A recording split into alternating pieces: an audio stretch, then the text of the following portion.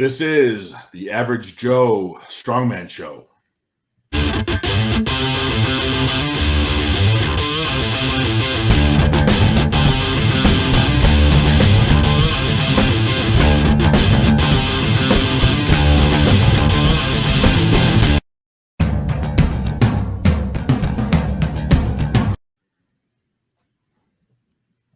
Hey, what's up, everybody? I'm Lee. Hello, I'm Mike. My brother from another mother, Mike. And this is the Average Joe Strongman Show. So we've got a great one tonight. This one's actually, I'm excited about this one. It's very special to me. One of the, I've always considered myself, and I've told you, Mike, this many times, the bastard child of many fathers when it comes to the sport of strongman, right? So but a lot of people influenced my career since it began. And this is one of the absolute, I think this is actually the first guy in the sport of amateur strongman that I met before I did my first comp. His competition was my first competition, was Beast of Bluegrass in 2013. Just a fantastic guy. He's got a wealth of knowledge in the sport of strongman. Horrifically, now he's a masters competitor. He's one of them young bucks that just graduated over the fence, right? So, and he's the reason we met, because we met in 2016 when he and his brother Robbie hosted USS Nationals in Louisville. That's right. Yep. Otherwise, who knows? We wouldn't be doing this podcast right now 5 years later. That's right. So we're going to bring him on. So stand by.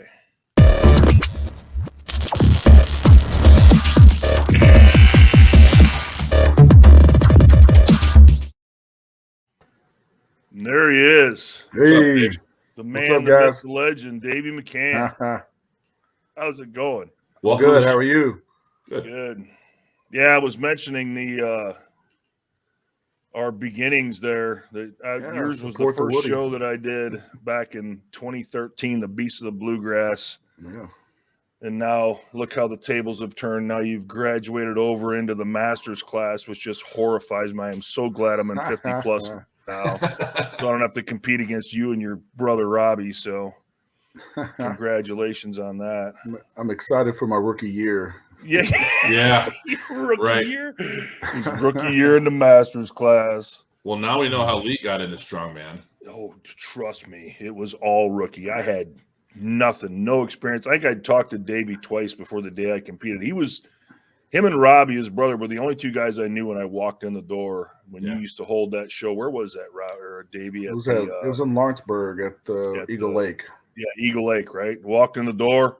I'm like, okay, I know that guy, Davey, because I signed up for his show, and I knew Robbie because I bought a couple Atlas stones from him. That's the only two guys I knew. Yeah.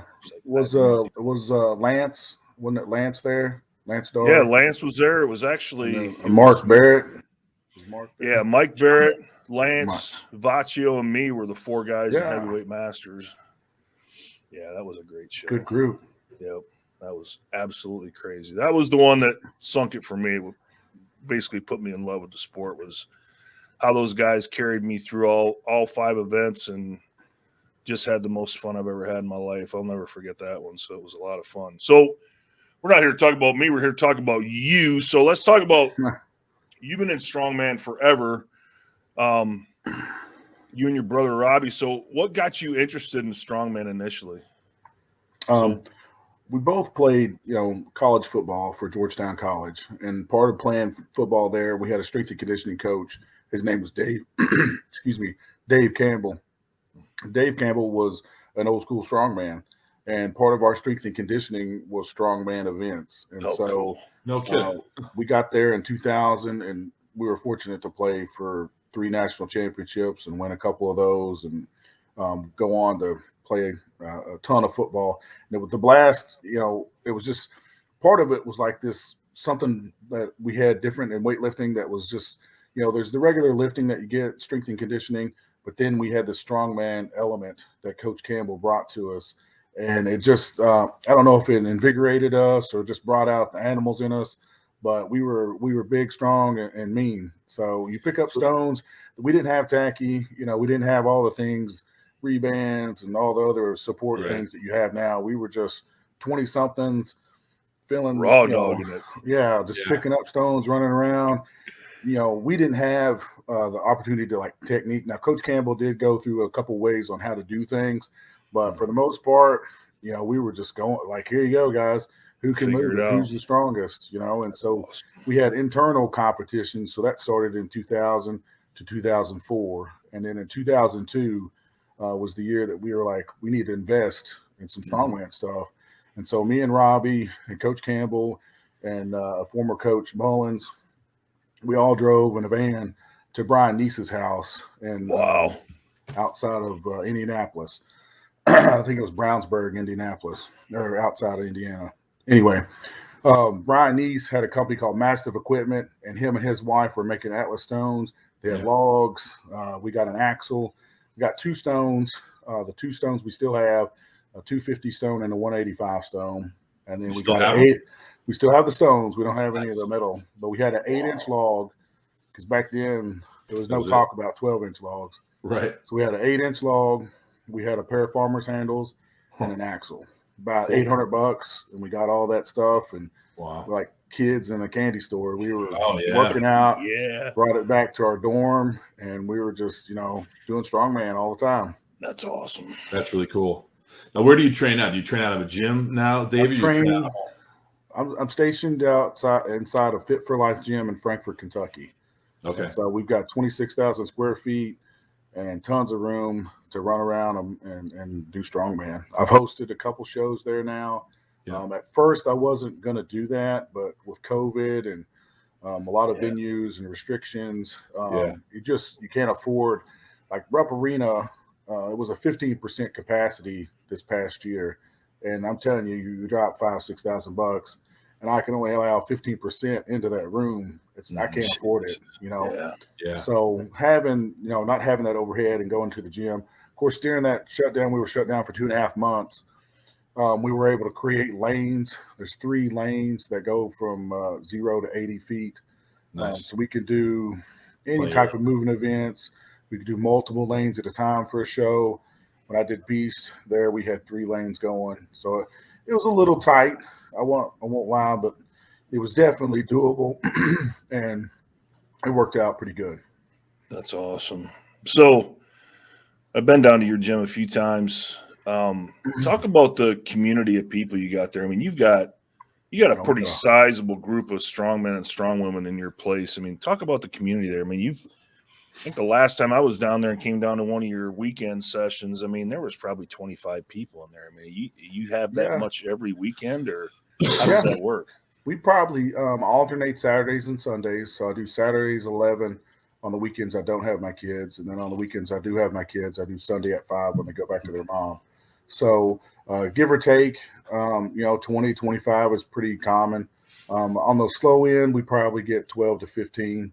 But we have everything from new time people that are just now getting into it to Arnold competing athletes to, Evan Singleton is now at our gym. So, we've got that world's strongest man look. Watching him compete and train, it's just been it's been a blast, really. He's a super cool guy and super intense. So he's very cool to train with. And then, it's good to have that mix too, right? I mean, you want to have the new blood, you want to have the old guard. I mean, it's helpful. Absolutely. Well, I mean, for some guys, that's what they need to see. If you really have aspirations for the big time, you need to see an Evan Singleton or some type of, Bobby Thompson or whoever to come to your gym and really realize, okay, that's that level. He's doing, I think he did one night 805 for 5 reps on deadlift. That's the level that you need to be at that level. So for some, it's a bitter pill to swallow. The reality is, maybe I'm not ready to be that, or maybe I'm not willing to do what it takes to get there. Sure. And so, and some, it's like they feed off of that for their own goals and their own aspirations, but it's definitely fun to see. And then having that younger class coming through, as I've done it, 16, the Beast of Bluegrass is going on its 15th year. I started in 05 in my first competitions, not counting what I did in college. So it's invigorating for me to have that new person. Sure. Because my PRs are few and far between. So I enjoyed as they are with I all definitely right? enjoy my I train people and the people that trained with us, just seeing them PR and hitting their first big Atlas stone. Yeah. It's just like that time I hit my first big one. So it's just as exciting for me. Now, do you have a dedicated training partner yourself, or you kind of just jump in and train with whoever? I'd say Caleb Perkins is probably the one that's trained with me the most for the longest. But I've had training partners over the years, and I'm sure you guys have come across that guy that's like, I'm going to kill it in strongman, and he lasts a year or two, and then he's gone. Yeah. And he's got these big dreams. And he's like, I'm going to be on the, and then I'm like, dude, you got a whole lot of working out to do before you can get there. And they last a year, 2 years, maybe 3. I'd probably say that this is the biggest core group for the longest period of time, counting Emily and Anthony Pernice, Amber Arnett, Caleb Perkins. We've been training together as a group probably for about 6 or 7 years now. Cool. And so that's been nice. Well, some of that is perspective too, I think, right? When you get into this, like, you got to realize for most of us, it's a hobby. This is not absolutely. Career, right? Absolutely. When Lee talks about a strongman career, I mean, it's right. The career as an amateur athlete, right? Sure. When I get guys, I talk to them. I'd say that exactly. I said, you can be the weekend warrior, and that's cool. Come and meet some people, find your friends, make plans to meet them at another show. It's kind of a community like that. Yeah. And maybe you're just, this is the weekend I go see my buddies and go train. Yeah. I go do a competition. My aspiration is just to be competitive. I don't care if I get a trophy or not. Sure. I just want to be in it to be competitive. And have fun. Yeah, absolutely. So, there's people that need to realize that probably, and some people realize it maybe sooner than they need to realize it. And yeah. Maybe, it's attitude and expectations. Well, do it for the right reasons, right? Do it for the right reasons. Absolutely.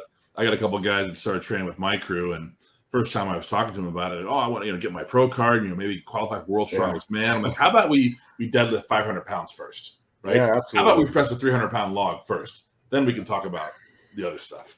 Hey, log is a great one. I mean, look at the 400-pound logs that went down at nationals. Yeah. It's crazy. That was a dream. I remember when Van Hatfield hit his first 400 log, and that was like the amateur record. It's like 425. Yep. And now, if you're not doing at least low to mid 4s, you're not even world's strongest man caliber. Right. So I was always pressing over 3. Now it's like, yeah. I got up to 380 and before my elbow decided to mess with me. But, that if you go back, like Kaz's best log back then was like a 365, 375-ish log. That's chump change now. Yep. There's tons of guys that can do that. The 105 guys are doing that, It's not just the big guys. So the increase in weight has just been crazy. And I personally my first show in 05 was Lake Cumberland Strongest Man, heavyweight open. There was no novices back then. Right into the heavyweight open, and the yoke was 650 pounds. Yeah. So that's a lightweight novice yoke weight now. Yeah, right?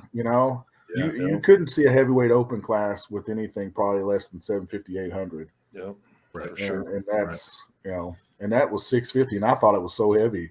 Of course, my yoke was like a 1-inch bar across the middle, so it was super uncomfortable. That's even worse. It was nice that they graduated to the 3-inch pipe, but I remember when they weren't that big, and it was very hard on the shoulders. Lee, let's do one more question and go to break. Yeah. So, and you've got some monsters that train with you down there, like I said, and I agree. Caleb, I've known him probably just about as long as I've known you and Robbie. And Anthony, I mean, these guys are serious heavy hitters down there for the people that they train with. So talking about training partners, like you said, you train with Caleb probably the longest. What's the biggest advantage you see of training with a partner versus training just by yourself? Helping with the plates. Truth. Absolutely. Truth. Real. Yeah. When I was training in my garage, of course, the convenience of the gym I can't even explain how great that is for me. But I used to be in my garage, 2-car garage, packing all my stuff to the street. doing all my moving events. They were like, "Do you ever warm up?" And I was like, "You try packing all this stuff down a 50-foot driveway just to get ready." You know, that was my warm up. And so having that other person, let's be real. I mean, we can only motivate ourselves so much. So having that other person right there means a lot, and especially if they're in it like you're in it.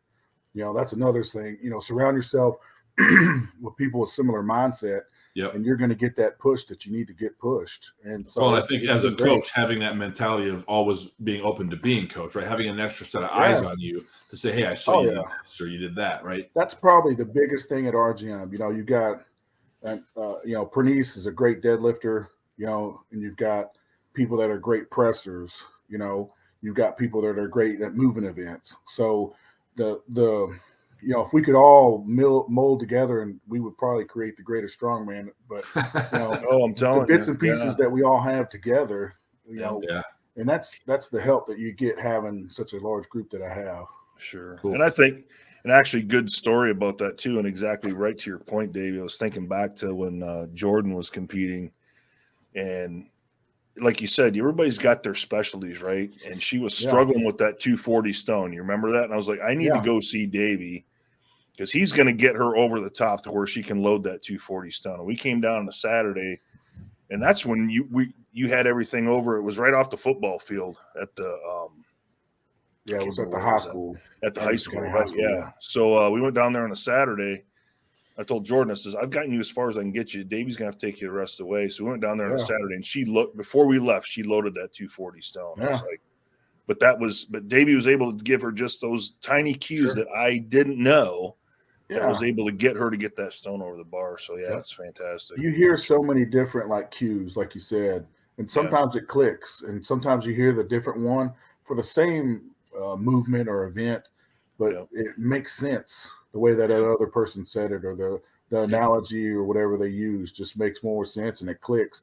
And then bam, it all works. Well, I always, if you take 12 personal trainers or 12 coaches, and you ask them how to do the same thing, that's one same thing, you're going to get 12 different answers. Yeah, definitely, for sure. But if you're a good athlete, you're gonna reach out to those other people. Yes, exactly. If you see something that all right, he's a big deadlifter. Yeah. But a lot of people want to look at mechanics, and they're like, well, I want to be able to, can I deadlift like Pritchett or Shaw? And the answer is going to be no, unless you're as big as they are. Sure. Their mechanics reach for that. Yep. Are you short-bodied, short torso, long arm? You need to find that kind of lifter to get those tips. And so as a coach, the people that I train, we break it down real quick, and I always say, hey, maybe a little rounding in your back, that's the type of deadlifter you're going to be. And that's okay. Yeah. Andy Bolton talks about it a lot. Mm-hmm. He's one of the greatest deadlifters of all time. Yeah. He had a rounded back. Mm-hmm. Now, obviously, there's, cat backing too much, obviously. Right. There's nothing that says this is how you have to do it. Absolutely. And that's one of the good things about strongman. Because especially like log, clean, and press, split jerk, push press, strict press, there's a lot of ways to do the log. Sure. You have to figure out what works for you. Yeah, that's right. Yep. Absolutely. Well, let's take our intermission. We'll come back. All right. We'll be back. 2 minutes. Stand by.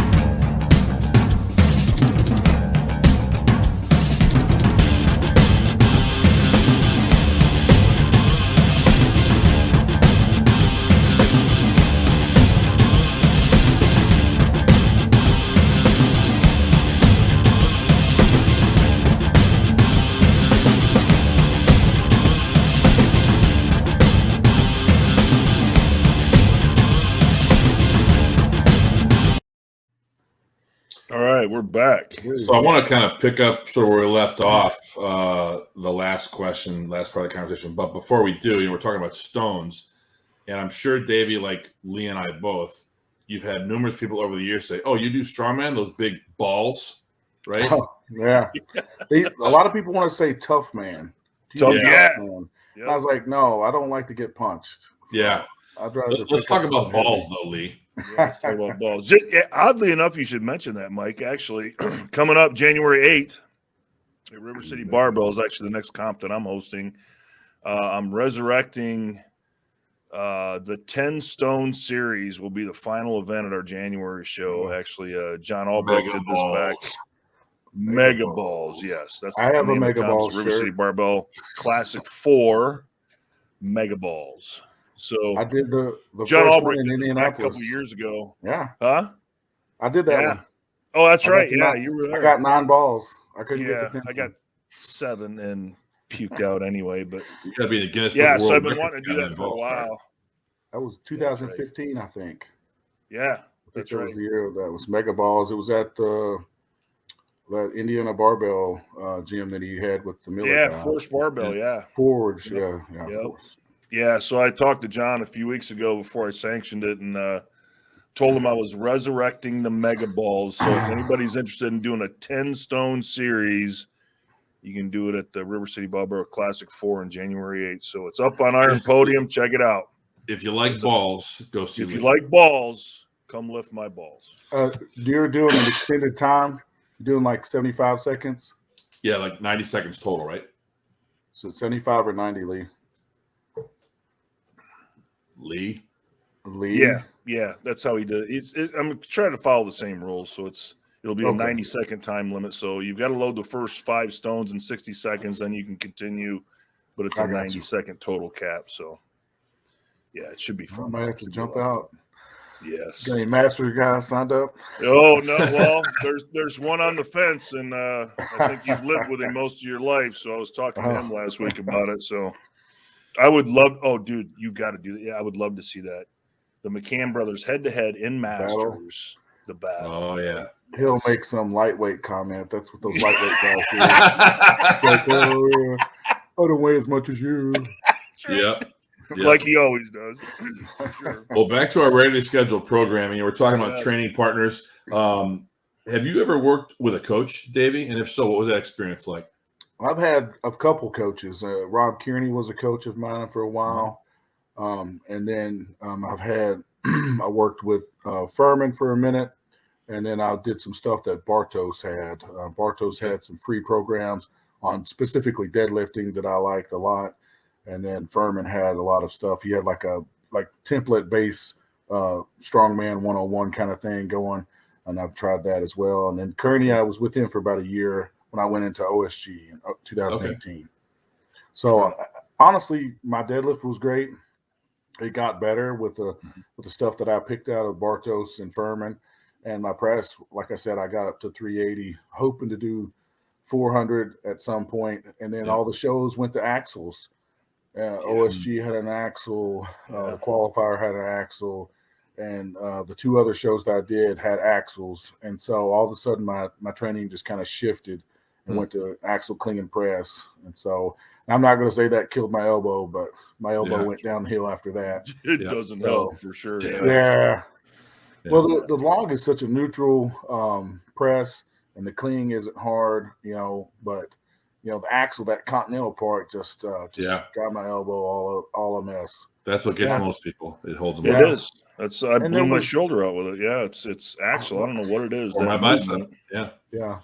There was probably around 2015 or 14 when the circus dumbbell resurged, and I think that was another thing that was hard on my elbow. The circus dumbbell is just I'm not flexible anyway, and that's if I could do anything over again, I would definitely work on my mobility a lot more. I do more now than I did 15 years ago, and I wish that I had the same. When I was 25, I was just slapping plates on and going. And so I wish I could have that mindset. And as a coach now, I'm able to steer guys, put the brakes on a little bit and say, that I know it's going to be 20 minutes or 25 minutes of your beginning of your workout, but it's going to make a huge difference 10 years down the road. Well, and even take it, workout aside, we were talking with Ken McClellan on one of these podcasts, and he talked about, one of the keys to basically unfucking yourself. He's been doing yoga and Pilates. And he's like, look, it's extended my lifespan, right? As far as, strength athlete. Yeah.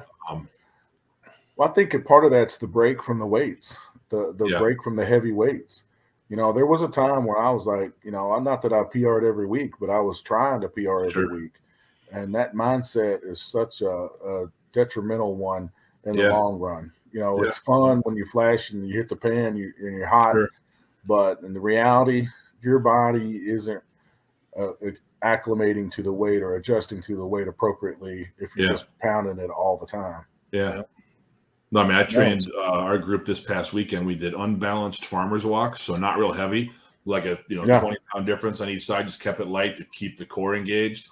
We did lighter sandbag carries for max time, max distance. I mean, it doesn't always have to be like you say about hitting those PRs max time. Well, that was one of the things I got from Bartos. One of the things that he focused on a lot was imbalance, especially in your deadlift. Just focusing on those little things. Like a suitcase carry, one arm, working that core. It doesn't have to be heavy, and honestly, it doesn't need to be heavy. It's hard enough as it is. Right. And so, just going, 50 or 60 feet with your right and coming back with your left. With a good moderate amount of weight. Or I like waiter carries with like a circus dumbbell, empty, pressed overhead, and just walking. Those little things. Sure. They don't need to be heavy. They're hard. Yeah, we just factored those into our Wednesday night training schedules. We've been doing that for probably the last 2 months is overhead carries. We've been doing axles overhead, with like 135 pounds in. They got to walk 50 feet down, turn around, and come 50 feet back just to keep their core engaged. Yeah. You're an innovator, Lee. You're an innovator. So you should walk with the yoke. Yeah. But they were all like, what the hell is this? But, now. Hey, Lee, we're losing you, man. Chopping up. Doing it. Screen. While his screen is frozen, I'm gonna ask you the next question, Robbie. Yeah. Davey. I'm sorry, Davey. Sorry. Yeah, my bad. You're just so handsome. You're handsome as a lightweight. When you look back on all the years you've been competing in the sport, is there one competition that stands out for you as maybe being your favorite? Probably my 2018 OSG competition was definitely my favorite as far as, finally getting an opportunity to train and or compete alongside, Mark Felix and some of the other guys that were there. It was just a great opportunity. In the background, I'm doing log press with Felix, and he's asking me what it is in kilos. So I got my my phone out, and I'm doing a conversion to try to help him out because he doesn't know what pounds are. You come across the pond, you've got to, you got to be able to translate do the metric to that's funny. It was, the crazy thing that year, you had Bobby Thompson, it was Trey Mitchell, Evan Singleton, the Cotton brothers, the Hadge brothers. I mean, it was like you had to be a stud to make it through that third day. So there was 20 of us, and the top 10 make it to the third day. And the deadlift ladder ended at like 855 or something crazy. Oof. And I was like, well, I'm not even going to come close to that. I'm going to get the first one. It started at 675. So I was like, I got 675. The next one was 765. And I was like, if I do this, that's an all-time PR for me. So you're going back this year too, right? Again, you're competing. Yeah, I made it in as a Masters. Nice. So, I waited a couple years for the weights to come back down, and now I feel competitive. Well, good luck. Yeah, I don't know what Lee's doing, but I'm going to keep talking while he's trying to get back in here. So we talked about your favorite competition. What about, is there one competition, like if you could hit the reset button and have a redo of one competition, maybe where you made a mistake or something went wrong and you wish you could, do it over, do it different, what comp would that have been? Or is there more than one? There's probably most of my nationals experiences. Yeah. I got second at USS Nationals in 2016, I believe. The weird thing about that show is that I was compelled to try to lose weight, and I got down to the 275 class. Okay. And I would have won the super heavyweight class. Really? So we weight wise, I had beat the guy who won the super heavyweights. I had beaten him in 3 out of 5 events. And so, but I felt like, I'm going to go into that show at like 290 or something like that. And I'm not going to be the big fish. Sure. So I was like, maybe I can did a water cut that week, got down to the 275. And I was thinking, now I'm going to be the big fish in the, in the heavyweight class. Yeah. But a part of the being that smaller size of the athleticism of those guys is so much higher. And it came down to the stones. If he gets the stones, he wins. If I get the stone, I win. And he beat me in stones. And and it was a good battle. And I had a good day. I pressed 300 log for 10, and I won the car deadlift event. And I won the yoke, I think. And then there was a frame carry. But it came down to stones, and and that's what you want as a strongman, to come down to the stones. But obviously, as a diehard, you want to win the stones and win it all. I wanted one of those belts. It's so bad. So welcome back, by the way, Lee. I had to warp out and beam up to the Starship Enterprise and come back. But Dave, it's funny. It's one of the things that it's always stuck in my mind, and I've told my athletes over and over and over again. I'll never forget that. It was one of the Beasts of the Bluegrass. One of the first times you did it I think it was the time you did it at the Yum Arena. And I competed down there, and all the guys from my team were down there. And I was in like 4th place going into stones.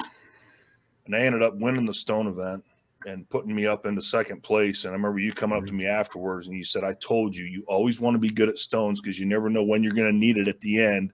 Pull yourself out and get the points and get on the podium, right? Good advice. Never forget that. I don't care. There's more shows that don't have stones at the end now than there used to be. There was a time where it was always the last event in every show, and now that you've got so many more shows, and the access to a ton of stones isn't good for everybody. But you always want to finish. We typically train at our gym with stones at the end. Obviously, you still want to get dirty before the training starts, but we save it for the end. But I have my stones right there, ready to go. All you got to do is tacky up and go. So, part of the challenge there is logistics, right? I mean, stones are big, they're heavy to move. Unless you're doing that show at a gym where those stones are always located. I mean, to transport those in a truck and a trailer, it's a lot of work. It's a disaster. It's a disaster. I mean, and I've always been old school, and actually it was the McCann brothers that bred me into that too. I'm old school enough that I think that Atlas Stones is a staple event in strongman, and I will always have those in my competitions because I think that you're seeing it go away and you don't see it as much anymore. That I think is such a staple in the sport that I always want that in my competitions. But Mike, you're absolutely right. It's if you don't have the setup to do it, where it's logistic and you're doing it at a gym, it's very difficult to do if you're not in a home base, because just dealing with the transport, the platforms, the tacky, all that stuff, right? All of it. Yeah. I just think it's a staple event, so it's got to be. Think of the variety that's necessary. You have to have a lot of stones. Especially if you have any females training at your gym or lightweight or novice types. You can't have just big stones for the big guys. Plus, you want to warm up somewhat. But, I've got stones that go as far down as 115. They go all the way up to 490. So, I've got everything that I can in between. And the crazy thing is Robbie has pretty much almost double. So when I do host a show, I can have 2 lanes of stones. When we hosted USS in 2016, 314 people, and we had a stone event. And you don't usually see a stone event with that many people because the logistics of hauling that many stones to a place, having that many platforms, it's just, it's bonkers. So we were able to do it. And I'll tell you what, those stones were disgustingly tacky. Oh, my God. Oh, man. I'll tell you what. So I was in the Masters group, so were you, Lee, right? By the end, I mean, some of those stones were so slippery because of the humidity and it was like just goo. There was you weren't sticking, you were sliding. I was telling guys not to even put tacky on. That's what Cromer told me. Cromer came right up to me. He was sitting there with Ken McClellan. Cromer came up to me and he was watching the guys go ahead of us. And he walked over and he put his hand on one of the stones. And it was so hot out there that day that this tacky they were just glazed, right? Yeah. And Cromer looks at me. He's like, don't put any tacky on. He says, you don't need it. They're all slathered with it. He's like, it's going to make it worse, right? So I didn't put any tacky on. I put none on and did fine. Yeah. The last couple stones might have not been as bad, but the first 2 or 3 were just covered. Yeah. Yeah. Well, Heavyweight Masters, they had used those for a couple of the open classes. So those had all 4 of them had been well used. They were all just lathered tacky, right? Yeah. It was crazy. So we talked about the one show you'd want to have back, that Nationals, right? Yeah. What about you may have already answered this one too, though, Davey. If you could go back in time and just start over, is there anything like with your journey into strongman, what would you do different? I think I probably would have trained a little bit more on the mobility stuff, just more stretching and flexibility, just having that, and not chasing that big number so much, and when you start, you want to see how much you can do. I think it's natural and I think it's okay, but, I didn't have anybody pushing the brakes on me. I was just going to go and, and feeling and just going. And so, I still train based on feel a lot. I mean, I program my numbers and stuff like that, and I have a set numbers that I try to hit. Mm-hmm. But, as any lifter, there's days when it's not working. The body's not working, some type of stress, maybe you didn't sleep good, maybe you're not eating good, whatever. And you're just going to have to put the brakes on. And luckily now I realize that, and I train to train another day as opposed to trying to fight through that. I realize, hey man, it's just not a good day today. Yeah. And the days that I feel good, that's when I'm like, I like to push it a little bit, but even then it's well cautioned and controlled how much I push it. Yeah. Well, just for the sake of longevity, I mean, I can tell you at 52, almost 53 years old, the mobility, the flexibility, it's that much more important. Once you get north of 40, man, there's no going back. Father Time always wins. You can stage them off a little bit, but every time you got to do it. So the last question I got is, and this is a big one, and you probably almost expected this one. So what's the best piece of advice you would give to somebody who's just now getting into the sport? I mean, like you said, you got people walking in the door first time there. What's the best advice you would give somebody that's just starting out in the sport? I would say there's a couple things, right? First thing is know what your expectations are. Realize what your expectations are. Some guys come into the gym and they think they're the strongest guy that's ever walked into a gym. And maybe they are in that gym that they go to, but they've not come to a gym with multiple strongmen in it and realize, okay, maybe I'm not the strongest. But, they'll go into a show and they just think they're, if I don't win, I'm not going to do it again. Right. And, that's the wrong expectation, because I'm telling you, there's a lot of shows you're going to go to and there's going to be a better guy there. Maybe you might win, maybe you won't, but, have expectations that are reasonable within your means. And if you're new to it, your expectations should be 1, have fun, 2, not 0. Those are the 2 things you need to go into a show. After you've done a couple shows, then you can have expectations. If you know that you can deadlift 405 for 5 reps, and you go to a show and you only do it 3 reps, then you know that you need to be harder on yourself because you didn't do what you could do. Yeah. But if the deadlift is 600 for reps and you never deadlifted 600 for reps, then you shouldn't be expecting, or be upset that you didn't get one. Right. That's right. More than what you can do. Right. And then secondly, I would find somebody that's been doing it for a while. Yeah. If you want to get into strongman, and the reality is I get a lot of people that ask about coaching or ask about training or ask to come to my class, and that's what you need to do. Yeah. Find a Mike or a Lee in your area or me, and come to those places where you can use the equipment. Yeah. There's a Planet Fitness in Frankfurt, and people talk about that and talk about the $10 a month, and they don't want to pay the $36 or whatever it is at Fit for Life. And I'm like, well, then you're not a real lifter. Right. You're not a true lifter but that goes for powerlifting, bodybuilding, strongman. It doesn't matter. Sure. You That's got to right. find a gym that has real equipment and real lifters. And if That's right. you're not at those gyms, then you're faking it. Yeah. You're not going to get there because That's you're not right. going to get what you need at those commercial type gyms. And that's just Right. the truth of No, it. That's right. True. And Yeah. and I would encourage you to find an active gym, a living, active, competitive gym. Because there's gyms that just have people that work that treadmill and look in the mirrors and do all that kind of stuff. And that's okay. There's nothing wrong with that. Sure. That's the type of lifter that you want to be. That's okay. But if you think you're going to be a competitive athlete, you need to go to a competitive gym. That's Yeah. right.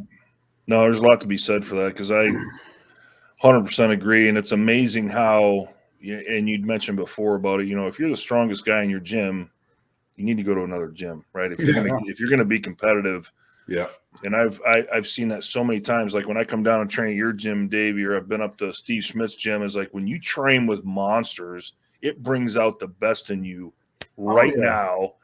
And that's how you get better, is you have to be around people that are stronger than you to not only inspire you, but to learn the mechanics of, what does it take to get from a 500-pound deadlift to a 600-pound deadlift, right? Yep. And it's a different animal when you're trying to do it on your own versus when you're standing among animals that are pulling 750. So yeah, You get that atmosphere. You get inside an atmosphere like that. Why do people go to Westside Barbell? Yeah, it's the atmosphere. Exactly. I mean, there's tons of knowledge in that gym, but to be in that gym, you're going to lift heavier just because you're in that gym. Just because you're in that gym. Those people. Well, one of the Gracies, from the Brazilian Jiu-Jitsu family, the Gracies, I think it was the dad or the grandpa. He said, "Look, you want to be a lion?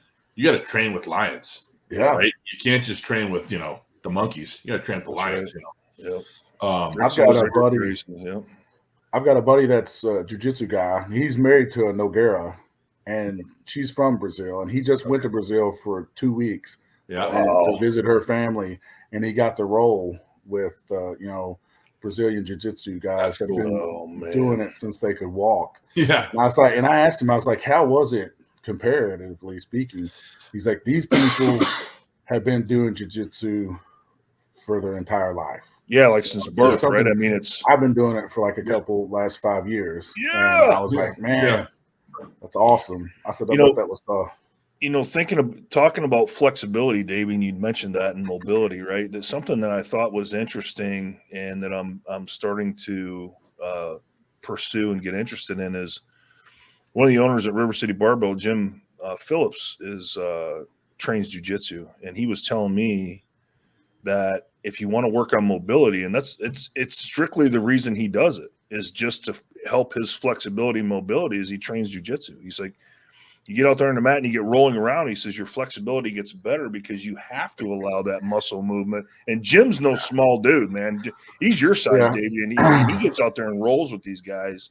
And he claims that the mobility, his mobility is much better since he's been doing it. So it's good information anyway. Hey, there's someone there to help me get up. Yep. I was like, train, right? Yeah. I wrestled for a couple years in high school, and just the workout alone in that type of setting is intense. Yeah. But man, the thought of rolling on a mat just sounds like I don't know if I'd get back up. Yeah, same thing. That's why I'm apprehensive. But yeah. Well, we gotta let you go. Good luck at OSG. Hope that you kick some ass. Stay healthy, of course. I want to thank everybody who's hung in there and been watching and subscribing and liking the videos. Apologies for for my cough and for these technical difficulties, but great talking to you, Davey, man. Thank you. Thanks for having me. All right, we'll talk soon.